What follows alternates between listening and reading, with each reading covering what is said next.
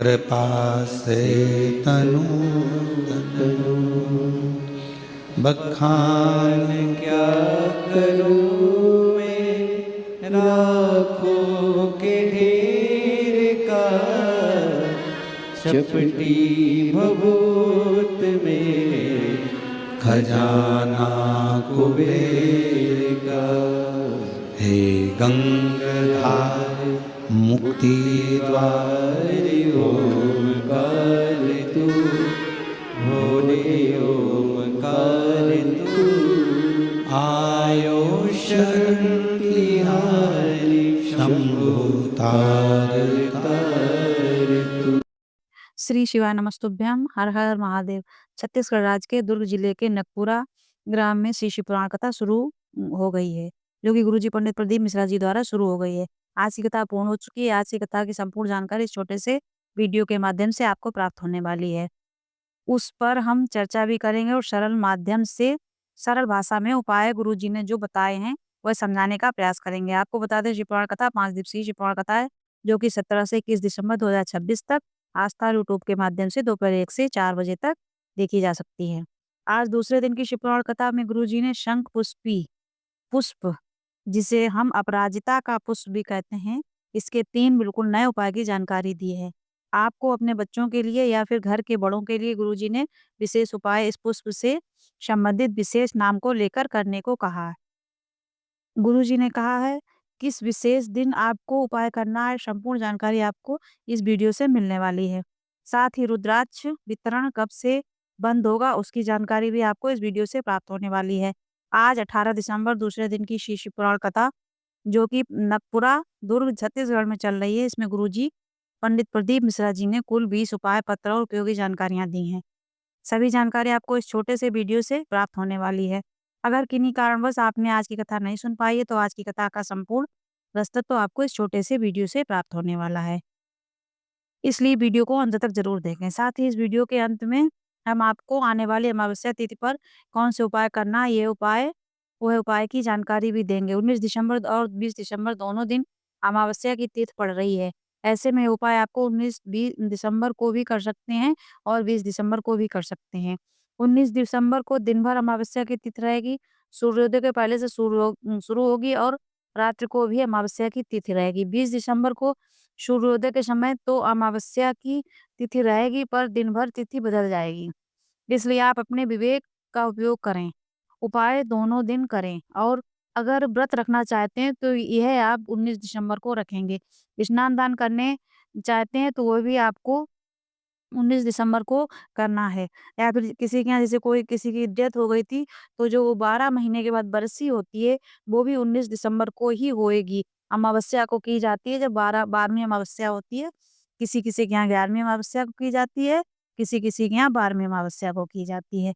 तो आपके यहाँ जैसे भी 11वीं 12वीं अमावस्या जब की जाती हो, तो वो भी 19 को ही की जाएगी।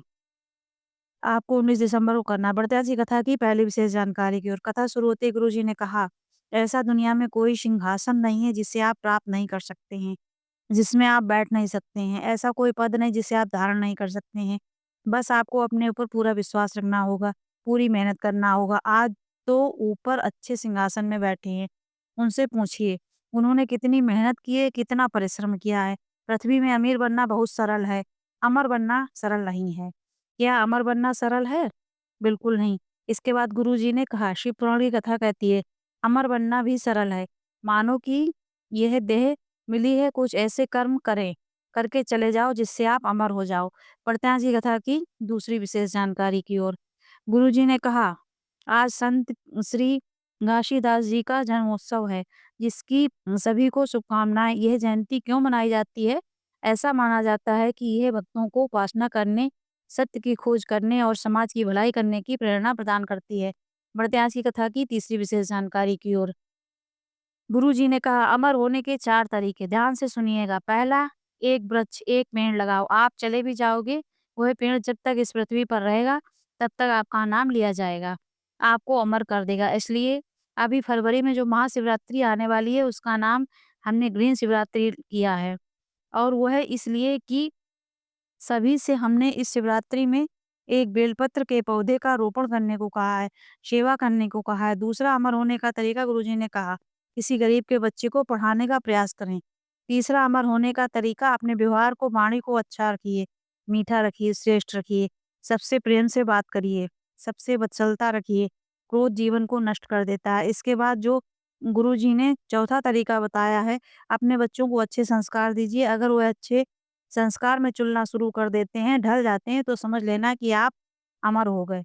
बढ़ते हैं आज की कथा की चौथी विशेष जानकारी की ओर। गुरुजी ने कहा, एक माँ को अपने बच्चों को सामने कभी भी अपने पिता का विद्रोह नहीं करना चाहिए। बच्चे करें तो उन्हें समझाना चाहिए कि पिता ही सही हैं। घर की नारी अगर विद्रोह को शांत करना चाहे तो वह केवल जो उसे रोक सकती है, क्योंकि अगर वह ना रोकेगी तो वह आगे चलकर उसका जो दुष्परिणाम होगा वह परिवार के सभी सदस्यों को देखना पड़ सकता है। बढ़ते हैं आज की कथा की पांचवी विशेष जानकारी। गुरुजी ने कहा, कई माताओं की आदत होती है, अपने बच्चों को कहती है कि तेरे से कुछ भी नहीं हो सकता है, तेरे को कुछ नहीं आता है, तू कुछ नहीं कर सकता है, तेरे पर अकल नहीं है। ऐसा आपको अपने बच्चों को कभी भी नहीं कहना है, बल्कि आपको उसे बल प्रदान करना है कि तू जो चाहे वह प्राप्त कर सकता है। खुद पर विश्वास रख। बढ़ते हैं आज की कथा की छठी विशेष जानकारी की। गुरुजी ने कहा, कोर्ट मैरिज करो, मना नहीं है, पर एक नियम होना चाहिए। हर कोर्ट मैरिज में माता-पिता का होना आवश्यक होना चाहिए। माता-पिता खून पसीना एक करके अपने बच्चे को पालते हैं, प्रेम करते हैं और बच्चे को बड़े होकर बिना बताए शादी करने चले जाते हैं बच्चे। माता-पिता के दुःख में मुख में काली पोत देते हैं, कालिक पोत देते हैं। ऐसा बच्चों को कभी भी नहीं करना चाहिए। बढ़ते हैं आज की कथा की सातवीं विशेष जानकारी की ओर। गुरुजी ने कहा, अभी हमने जहाँ पर कथा करके आए हैं वहाँ पर एक गाँव में बहुत ही विचित्र खेल देखा। गाँव की साधारण लड़कियों को सामान बेचने वाले आते हैं। उन्हें झांसा देकर उनसे शादी करते हैं। लव जिहाद तो किया ही किया। उसके साथ ही साथ उनकी ज़मीन और संपत्ति में भी अपना हक कर लेते हैं। अब वह किसान बेचारा कोर्ट में जाकर केस लड़ रहा है, परेशान हो रहा है। लड़कियों को हमेशा एक संकल्प लेना चाहिए, अपने माता-पिता को कन्यादान का मौका देंगी। बढ़ते हैं आज की कथा की आठवीं विशेष जानकारी की ओर। गुरुजी ने कहा, बुराइयाँ किसके घर में प्रवेश करती हैं? जिसके अंदर बुरे विचार आना शुरू हो जाते हैं। बढ़ते हैं आज की कथा की नौवीं विशेष जानकारी की ओर। गुरुजी ने कहा, शिव कथा कह रही है, भोलेनाथ के कंठ में शिव भरा था। उस स्थान पर माता सरस्वती बैठ कर स्वर दे रही थीं, जिसके कारण माता सरस्वती का भी स्वरूप नीला पड़ गया। और जब माता सरस्वती प्रकट हुईं, उनका स्वरूप देखकर माता पार्वती ने कहा कि आपका ऐसा स्वरूप नीला कैसे हो गया? तो माता ने कहा, विष की तपन के कारण मेरा स्वरूप ऐसा हो गया। भोलेनाथ ने भी उन्हें आशीर्वाद दिया और कहा कि तुम्हारा यह नीला स्वरूप माँ नील सरस्वती के नाम से पूजा जाएगा। बढ़ते हैं इसी कथा की 10वीं विशेष जानकारी की ओर। गुरुजी ने बताया, उज्जैन में माता नील सरस्वती का बाग देवी का एक मंदिर है, जो पूरे भारत में केवल एकमात्र मंदिर है। बढ़ते हैं आज की कथा की 11वीं विशेष जानकारी की ओर। विशेष उपाय की जानकारी देते हुए गुरुजी ने कुछ विशेष उपाय बताए हैं, जिसमें से पहला विशेष उपाय इस प्रकार है। गुरुजी ने कहा, जो इस माँ नील सरस्वती का पूजन पाठ करता है, माँ नील सरस्वती का स्तोत्र करता है, उसे कभी भी बुद्धि और विवेक की कमी देखने को नहीं मिलती है। बढ़ते हैं आज की कथा की 12वीं विशेष जानकारी की ओर। विशेष उपाय की जानकारी देते हुए गुरुजी ने कहा, एक पुष्प है जिसे हम अपराजिता का पुष्प भी कहते हैं, जिसकी बेल चलती है और शंख जैसी आकृत होती है। अब पूछा जाए तो यह भोलेनाथ को अत्यंत प्रिय क्यों है? तो आप ध्यान से सुनिएगा। यह पुष्प का कलर नीला है और इस पुष्प को हम शंख पुष्पी नाम से भी जानते हैं, जो माँ नील सरस्वती का ही स्वरूप है, जिसके विवेकता से में, बुद्धि में, ज्ञान में अगर वह माँ नील सरस्वती का स्तोत्र करता है, तो उसे बढ़ोतरी देखने को मिलती है। अगर कोई बच्चा जलाधारी में एक शंख पुष्पी अपराजिता का पुष्प को अर्पित करके एक लोटा जल शिवलिंग पे अर्पित करता है, तो उसकी बुद्धि में विकास देखने को मिलता है। यह जो याद करता है उसे भूलता नहीं है। बढ़ते हैं आज की कथा की 13वीं विशेष जानकारी की ओर। गुरुजी ने विशेष उपाय की जानकारी देते हुए बच्चों के लिए एक विशेष उपाय बताया, जिसमें गुरुजी ने कहा, अगर बच्चे के मुख से लार टपकती है, बच्चा कमजोर रहता है, बच्चा 20 साल का हो गया पर बुद्धि 8 वर्ष की है, तो आपको कुछ तिथियां ध्यान रखना है।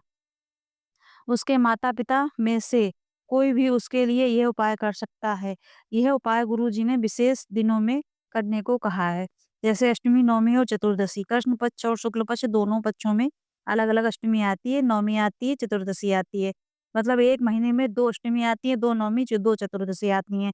आपको ये उपाय दोनों पक्षों में करना है, मतलब दोनों तिथियों में करना है। नील सरस्वती माता का जो नाम है, माँ नील सरस्वती का नाम लेते हुए आपको ये उपाय करना है। माँ नील सरस्वती का आपको स्तोत्र का पाठ करना है। शंखपुष्पी पुष्प जिसे हम अपराजिता का पुष्प भी कहते हैं, उसे जलाधारी पर अर्पित करना है। 1 कलश जल शिवलिंग पर 7 बार करके अर्पित करना है। शिवलिंग पर 7 बार घुमा के अर्पित करना है, मतलब 1 बार जल अर्पित करें, इसके बाद रुकें। 1 सेकंड ही रुकेंगे तो भी पर्याप्त है। इसके बाद फिर अर्पित करें, फिर रुकें। 3, 4, 5 ऐसे रुक-रुक के 6 बार अर्पित करें और 7वीं बार में पूरा जल शिवलिंग पे अर्पित कर दें। जलाधारी से नीचे गिर रहे जल का थोड़ा-सा भाग प्राप्त करके उसका आचमन बच्चे को करा दें। लाभ ज़रूर देखने को मिलेगा। इसके बाद गुरुजी ने कहा, माँ नील सरस्वती का स्तोत्र का पाठ अगर आपके पास नहीं है, तो आप गूगल करके सर्च कर सकते हैं। आपको देखने को मिल जाएगा, फिर उसे आप पढ़ सकते हैं। बढ़ते हैं आज की कथा की 14वीं विशेष जानकारी की ओर। आज की कथा में गुरुजी ने शंख पुष्प, जिसे हम अपराजिता पुष्प भी कहते हैं, उससे जुड़े कई उपाय बताए। उन्हीं उपायों में से बच्चा बोलता है कि मुझे याद नहीं होता, मैं याद करता हूँ, पर एग्ज़ाम में जाकर भूल जाता हूँ। तो आपको उस बच्चे के द्वारा यह विशेष उपाय करवाना है। अष्टमी, नवमी, चतुर्दशी ये तीनों तिथियाँ दोनों बच्चों में आती हैं। दोनों पक्षों में आपको ये उपाय करवाना है। आपको एक अपराजिता का पुष्प बच्चे से माता अशोक सुंदरी के स्थान पर अर्पित करवाना है।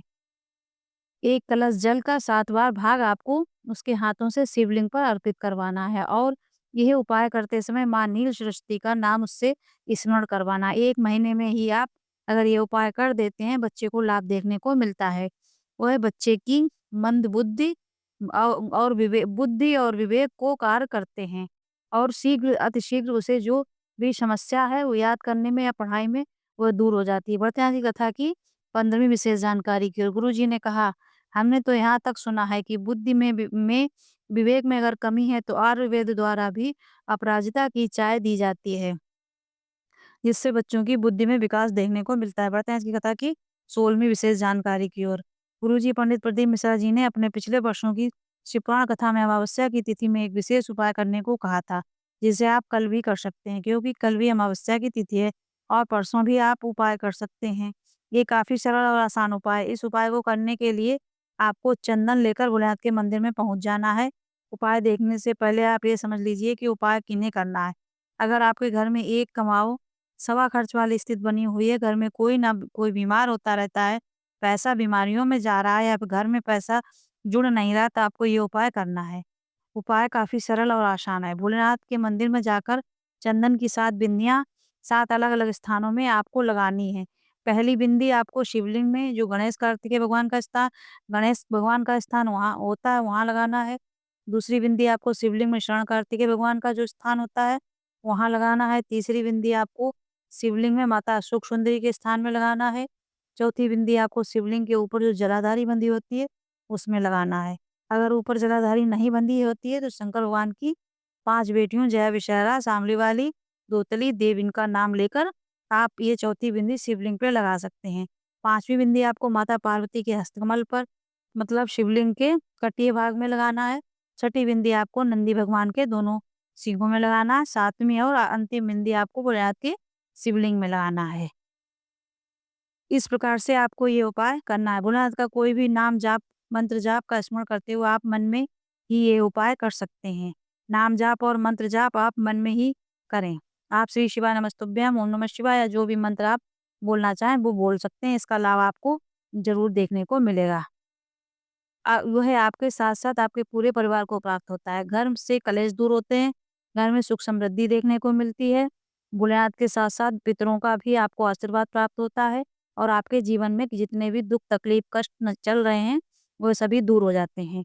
आप ये उपाय 19 दिसंबर, 20 दिसंबर दोनों दिन करना चाहें, तो दोनों दिन भी कर सकते हैं। पर गुरुजी ने अपनी पिछली शिवपुराण कथाओं में बताया है कि अगर आप ये उपाय मात्र एक अमावस्या भी कर देते हैं, तो उसका लाभ आपको निश्चित देखने को मिलता है। बढ़ते हैं इसी कथा की 17वीं और अंतिम जानकारी की ओर। गुरुजी पंडित प्रदीप मिश्रा जी ने यह शिवपुराण कथा 21 दिसंबर को पूर्ण हो जाएगी। इसके बाद 24 दिसंबर से 28 दिसंबर 2025 तक मीरा भायांदर महाराष्ट्र में शिव पुराण कथा होगी। इसके बाद 4 जनवरी से 10 जनवरी 2026 तक सूरत गुजरात में शिव पुराण कथा होगी। इसके बाद 16 जनवरी से 22 जनवरी 2026 तक बड़ौदा गुजरात में शिव पुराण कथा होगी। इसके बाद 5 फरवरी से 9 फरवरी 2026 तक नांदेड़ में शिव पुराण कथा होगी। इसके बाद 11, 12, 13 3 दिवसीय शिव पुराण कथा मध्य प्रदेश में होगी, जो कि डबरा में होगी।